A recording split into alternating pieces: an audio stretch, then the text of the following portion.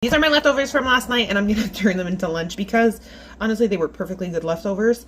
And I'm not going to get too creative with them yet because I'm creating yesterday's dinner. We had koshari, by the way. My husband is Egyptian. Some of you may know.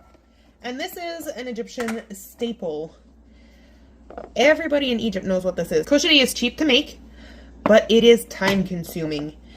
Thankfully, my mother-in-law has taught me how to make this time and time again, and she had all the patience in the world, but yeah.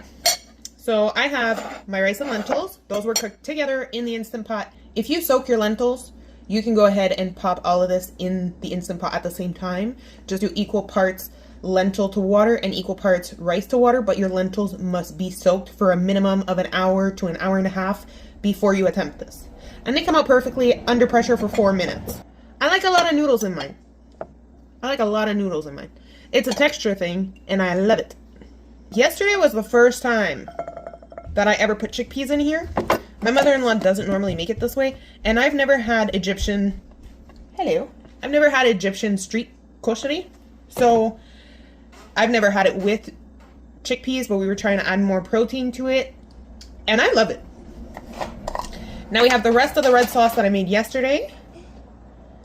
You want to be generous. I'm starving right now. Breakfast was a iced matcha latte. What did Mama have for breakfast, baby?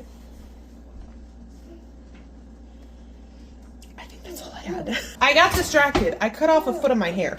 I took a shortcut last night, and I just did a ton of fresh garlic, a splash of olive oil, salt, pepper to taste, and then passata, which took way less time than what it normally does, because normally just the sauce takes me something like an hour to get perfect. Oh, and then you add a splash of vinegar, a very generous splash of vinegar.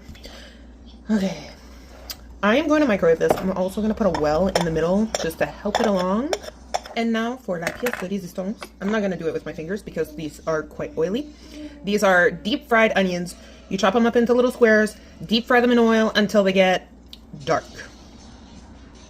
Okay, I put my husband's quantity on here because I was multitasking, but whatever. It'll be fine.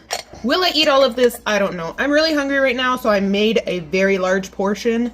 Yesterday, I made about this much, and it was way too much. But then when I got hungry again, I just finished it because it was so delicious.